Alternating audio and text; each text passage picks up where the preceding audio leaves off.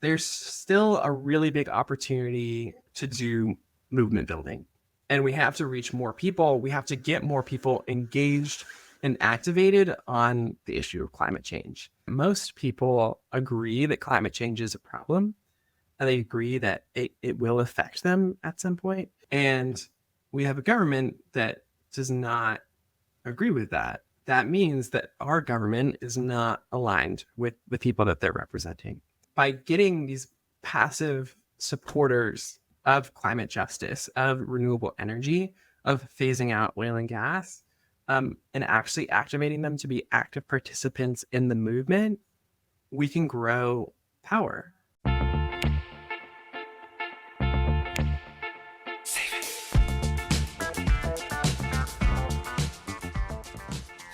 You're listening to A Climate Change. This is Matt Mattern, your host. I've got Zanagee Artis on the program.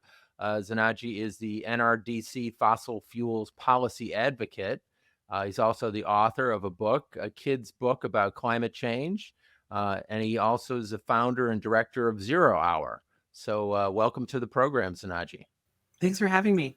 Well, I always like to get the kind of backstory of how it is that you came to the climate space and what's kind of the arc of your story on that front. Yeah. So I really did not know a lot about climate change growing up. I've always loved the ocean. I grew up on the coast of Connecticut, and my parents would always bring me to Mystic Aquarium, which was just a short drive away from where I lived. And I loved seeing the jellyfish, the cownose rays, sharks, and my favorite, the beluga whale.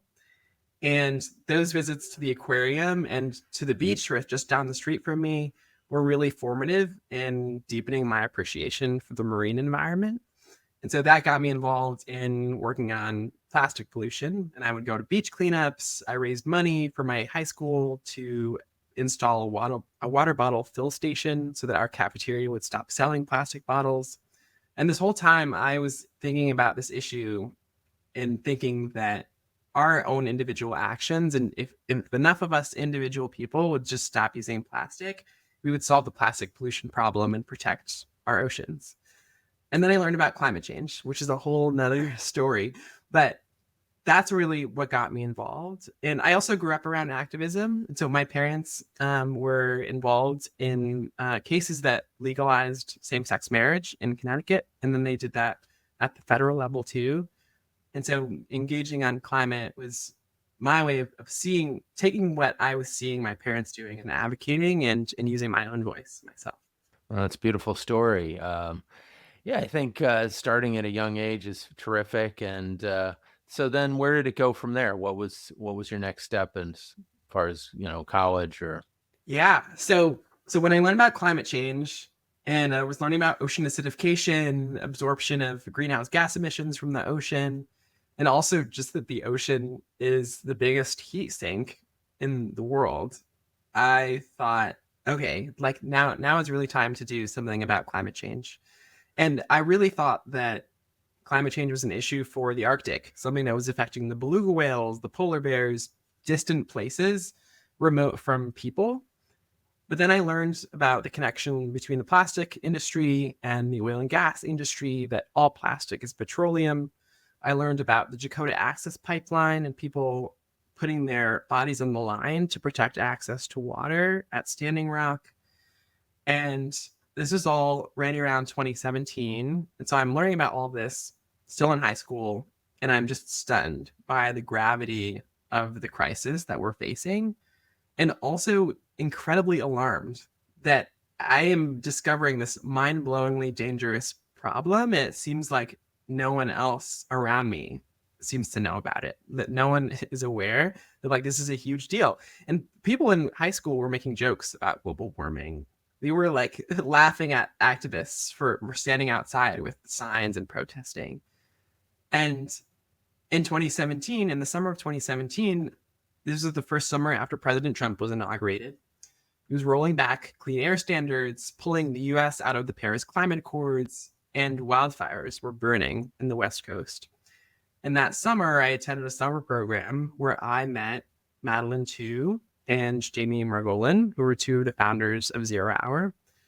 And together, we came together that summer to actually decide that we would use our voices for protest and use our voices to mobilize our generation to fight for climate justice, because we didn't have the opportunity to use our voices at the ballot box. We were too young to vote in the elections that put these people in office who were stripping our rights to clean air, clean water, and a livable planet. So almost 8 years ago, we came together to co-found Zero Hour with Nadia and Nazar as well to lead the youth climate marches. And we did that in 2018 and launched a global youth climate movement. That's fantastic. Yeah, around the same time, Greta Thunberg was starting her movement. I can't remember the exact year that she kind of came out, with the protests. Was it Fridays for Future in Europe? But I think the youth movement definitely kind of ignited a lot of intensity and thought that maybe hadn't been coming from the young people up to that point in time. Yeah, absolutely. And we actually connected with her about the strike movement. And then we worked together for the 2019 climate strikes that happened globally too, which was really awesome to see. Yeah, so tell us about what you're doing at the NRDC now and how things have shifted for you in the last few years. Yeah. So it's been a long time since we founded Zero Hour, and now I've graduated. I was doing Zero Hour while I was a student my whole time, and also like in my early career, and now I'm working full time at NRDC, and really organizing and advocating in a different way. So I started organizing during the Trump administration, but we were doing a lot of environmental justice education, awareness about climate change, and then bringing in policy advocacy into that really after 2020, when the Biden administration took office and the Democrats won Congress. And now it's just a whole different ballgame. So this is my first time really working on policy issues in a hostile administration, which is both the Trump administration and the Senate and the House of Representatives are all controlled by the Republicans. This is an administration that is working to dismantle the federal government, our right to public input, our right to protest, and our rights to clean air and water. And we are here to fight them on every step of the way. They're rejecting public health expertise. They're rejecting climate science. Also, that billionaires and oil and gas executives can get even richer at the expense of everyone else. And our role is to get people engaged, get people to see that and actually hold the line for climate.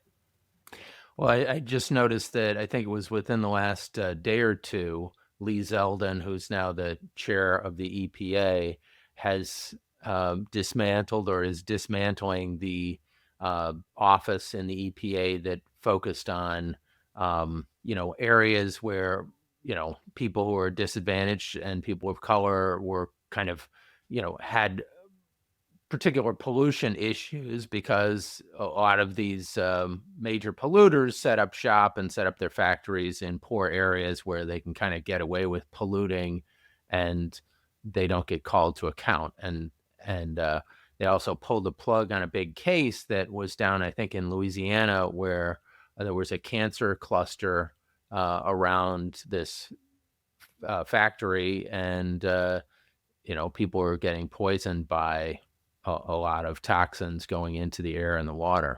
Yeah, I mean, it's wild that this administration is attacking environmental justice, and these are offices that were created decades ago to uphold standards for clean air, clean water, and in particular places, like you said, Black and brown communities, low income communities, communities that have always borne the brunt of pollution in the country.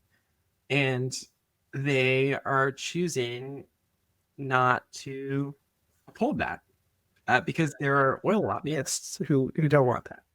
It's kind of shocking because Trump campaigned on, hey, to Black and brown communities, hey, I'm going to be your guy, I'm going to help you out, so on and so forth, and then immediately dismantles the office that was there to protect these folks from pollution that is extreme and extraordinarily dangerous. Yeah, and it's happening across agencies, the Department of Energy, NOAA, which is the National Oceanic and Atmospheric Administration. All of these are vital services, and they are cutting them. And honestly, like people, the National Park Service too, our rights to access our public lands. There's interest in opening up monument areas for drilling, and the fact that that's even being explored is just absurd.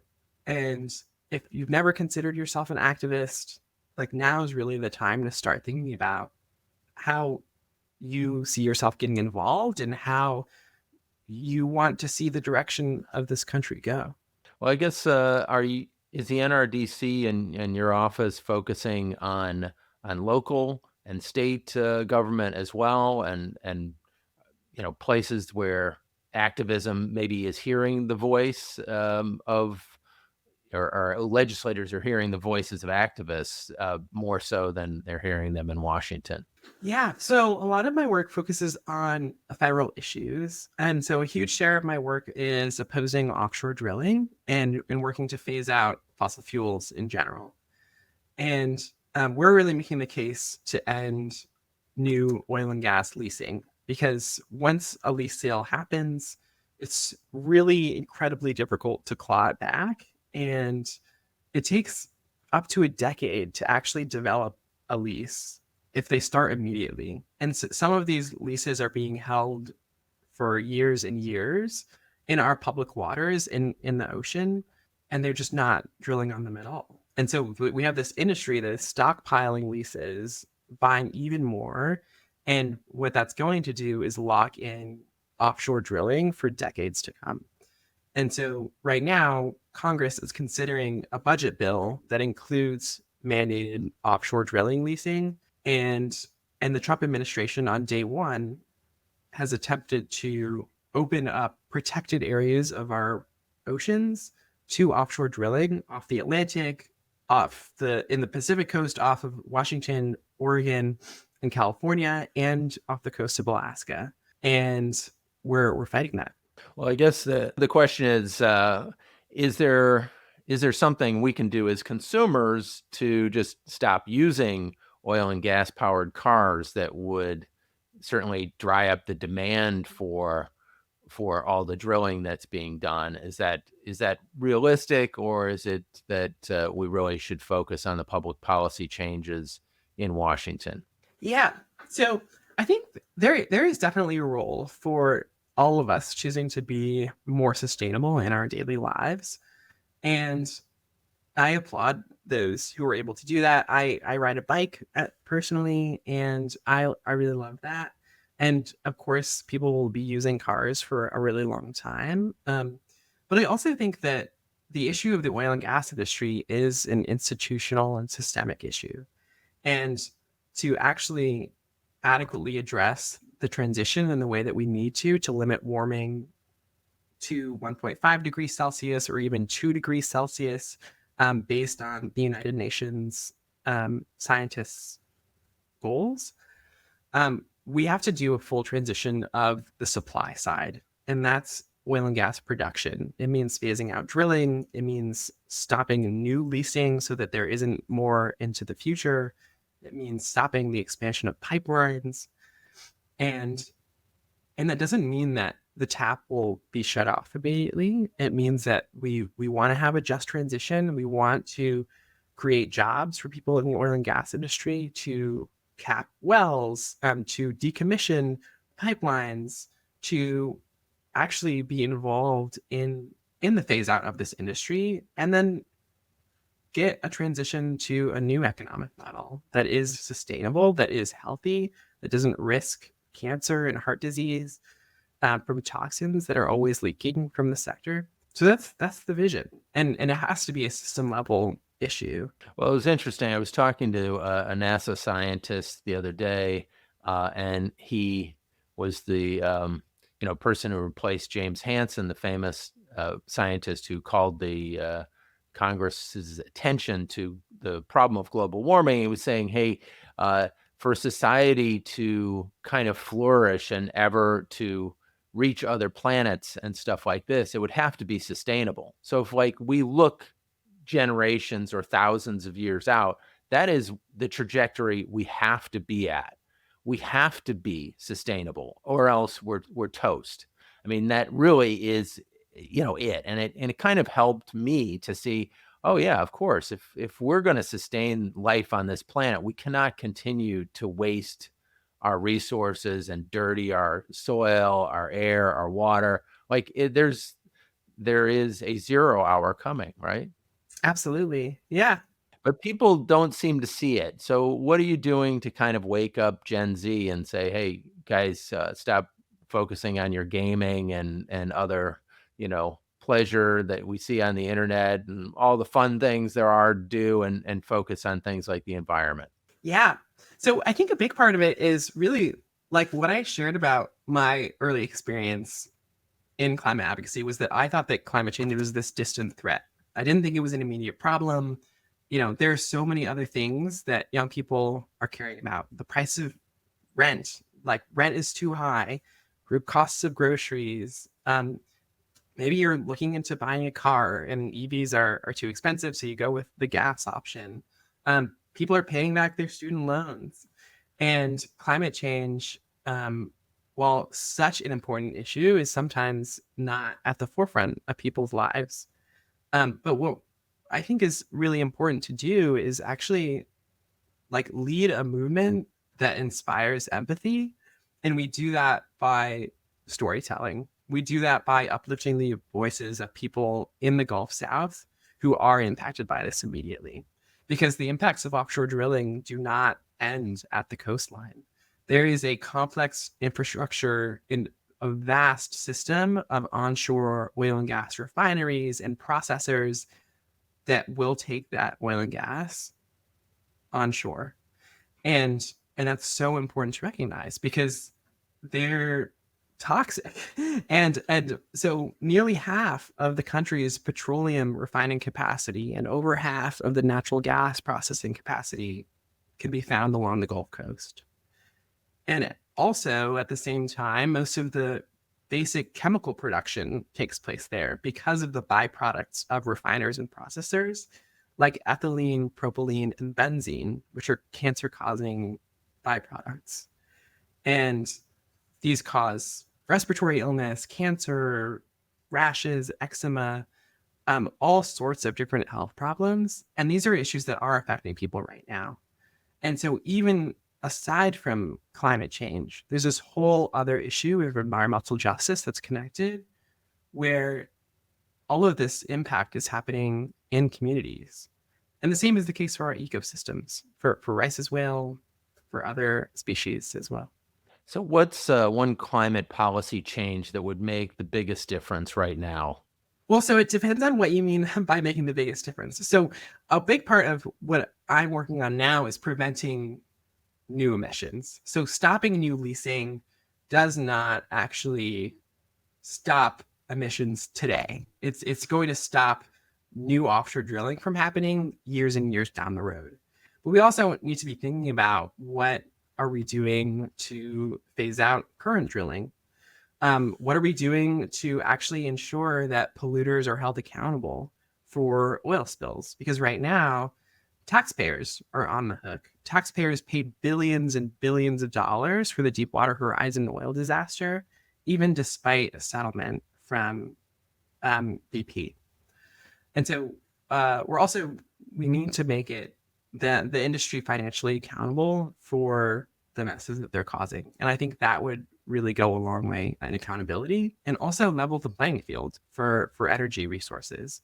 We're subsidizing the oil and gas industry to the tune of $20 billion a year. That is an unfair market advantage. It's market distortion. And at the same time, the administration is canceling offshore wind leasing altogether. And so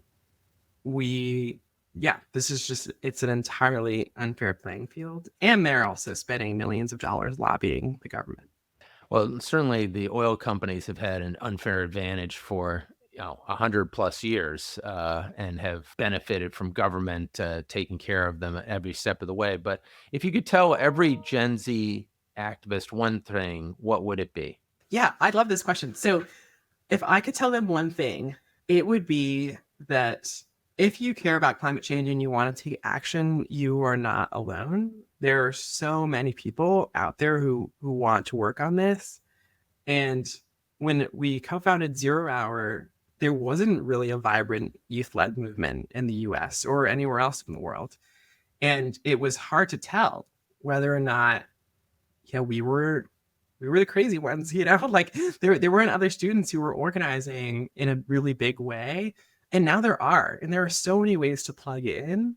And I would say that the best thing you can do to find out how you want to plug in is really identify the issue that you care most about. For me, it was the ocean. And think about what unique skills you can bring to the movement, because everyone has something to bring to the table. Could be writing, could be your story, could be that you know how to organize your neighbors, to write letters to your member of Congress. And there is an endless amount of things that you could do. And the oil and gas industry is a multi-billion-dollar multinational industry. And it'll take all of us to go up against it. Absolutely. What's a climate win that more people should be celebrating? I would say, a huge win that we got at the end of the Biden administration was protections for federal waters. And so President Biden, near the end of his term, announced that he was protecting 625 million acres of our public waters. It's areas of our outer continental shelf, which is the area between 3 nautical miles and 200 nautical miles from our coastlines. And that was huge. Biggest ocean protection ever. And it protected the Atlantic coast off the east coast of the US, the west coast, and parts of Alaska that were unprotected. And President Trump, in his first day in office, attempted to reverse that. Now, that is being actively fought. But that in itself, like the fact that President Biden felt like he could be empowered to do that, and that so many people would be supportive of that to stop offshore drilling, and the prospect of that off our coasts was huge. But sort of figuring out what's next on that now that Trump has attempted to do this, and my colleagues are doing that. So many of my colleagues are lawyers. Some of them are actively litigating on this very issue. And they're attorneys in 2 cases on this. So one is Northern Alaska Environmental Center, and the other is League of Conservation Voters.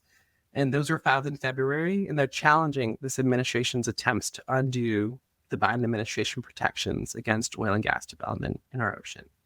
Well, those are big cases, and hopefully we'll get some wins on that front. I think it's been somewhat heartening that there have been a number of courts that have stood up to the Trump administration and have said, "Hey, what you're doing is illegal, and you can't just do what you're trying to do."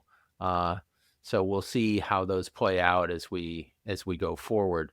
Discussing the concept of ocean climate justice and its importance to safeguarding rights and all of that.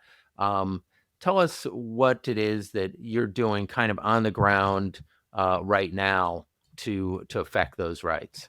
Yeah.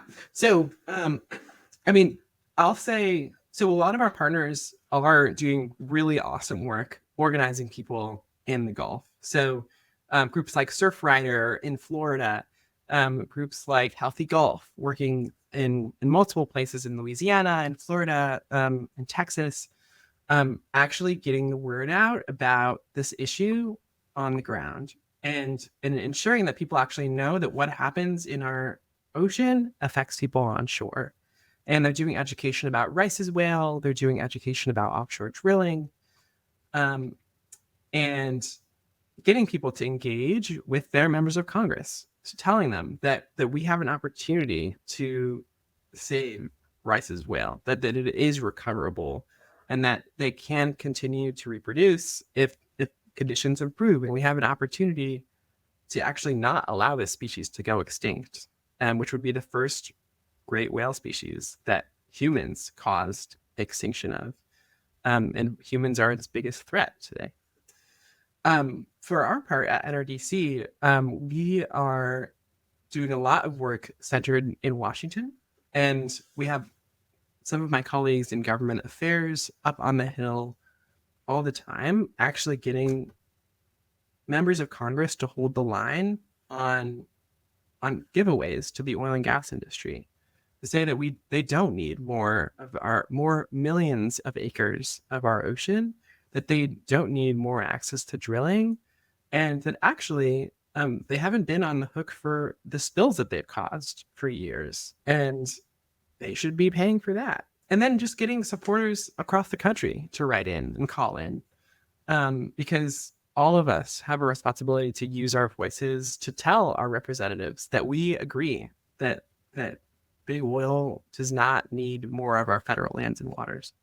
Well, I know in Denmark, I was in Denmark a few years ago, and they are getting an enormous amount of power from offshore wind, and they've gotten to the point where there are days where 100% of their power needs are met by renewables. So, and I think they're talking about how they're going to be the Saudi Arabia of wind, essentially creating green hydrogen from wind power, which of course we have the potential to do as well. Yeah, I mean, there's so much opportunity for renewable energy in this country, and the U.S. really has, I think, a responsibility to be a leader on this issue. And we're so far behind other countries around the world, especially in Europe, on renewable energy deployment. And like, now's the moment. We're 5 years away from this critical deadline of 2030 for reducing emissions, and this president will be in office until 2029. So our job really is to keep the pressure up and keep fighting and get Congress on board with actually adopting renewables. Well, it seems as though realistically for the next 2 years, or at least until the 2026 midterms, that they are going to continue to do things that are probably adverse to the environment. It's only in 2026 that there'll be a chance to really put some pressure on the executive branch through flipping possibly the House of Representatives, maybe the Senate. If that doesn't happen, I think it seems as though we have to kind of work around him to a certain extent and work around the administration, say, hey, what are the things that we can do independent of the Trump administration? And what's your answer to that one? Yeah. So there's a few things. One, I think, is there's still a really big opportunity to do movement building. And we have to reach more people. We have to get more people engaged and activated on the issue of climate change. And I think that most people, and actually, like, there is data to confirm that most people agree that climate change is a problem, and they agree that it will affect them at some point. Perhaps there is a little bit less of visibility that climate change is an imminent threat to themselves. But by and large, people agree that climate change is a problem. And we have a government that does not agree with that. And that means that our government is not aligned with the people that they're representing. And so by getting these passive supporters of this issue, of climate justice, of renewable energy, of phasing out oil and gas, and actually activating them to be active participants in the movement, we can grow power and power to actually shape what our vision for our economies are, for our energy systems, for our communities. And that's so important because we live in a representative democracy. And so people have to be engaged. So over the next few years, we'll be doing that, and we'll be engaging people to actually actively be involved. Because even though this administration opposes so many of the things that we care so deeply about, President Trump represents all Americans, not just the people that voted for him. The members of Congress in office represent all of their districts, all of their states, not just the people who voted for them. So they'll be hearing from us this whole time. And at the same time, we have opportunities to organize in states. not on offshore drilling, unfortunately, because most of that is happening in federal waters. But on other issues, there are so many things that we can work on. We can make polluters pay. There's a huge campaign about that. We can work on ending state oil and gas subsidies. Actually ensuring that oil wells are not sited near where people are living that could leak methane, like leak benzene and other toxic chemicals. How do we make climate change cool again? Well, climate change was never cool, I think, unfortunately. But although I will say, I mean, millions and millions of people came out for the first Earth Day, which I was not around for. But yeah, I think there are ways that we can really breathe life into this movement. And I think that honestly like goes back to student-led organizing and also diversity in tactics of organizing. We're seeing a lot of content creators create opportunities for people to submit public comments and engage in a very different way than we've seen in the past. And so I think it will take a lot of innovation and a lot of interesting spokespeople, and I think also continuing to uplift people who are most impacted, people on the front lines of this issue, living in Louisiana and Texas, living near pipeline infrastructure, living up in Alaska on the North Slope. Because when you hear from someone who is actually being directly impacted, I think that has a far greater impact than hearing from a scientist or a lawyer. And I say that with the caveat that NRDC is made up of all lawyers and scientists and policy wonks.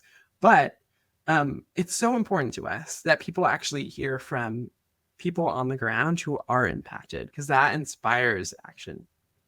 Yeah, I think that's true. So we need to elevate the stories of the people who are actually being hurt by climate change. And, I recall the people, I lived in Louisiana for 5 years, and those communities that are close to the water who've had their areas carved up by the oil and gas industry that have destroyed 40 miles of coastland every year because of the oil and gas industry. And those stories just need to be told constantly, because it's easy to forget about people that are far away from you, but it's destruction of a magnitude that we would never accept some other country coming in and destroying 40 miles of our coastland, but somehow we allowed the oil companies to do it every single day. Absolutely. Yeah. And there's so much at stake. It's our own health, but also our ecosystems, our environment, our air and water. Right. Well, amen to that. Yeah, one word that I think you used was stewardship, which I think we can be good stewards of this earth, and that's what we're called upon to do.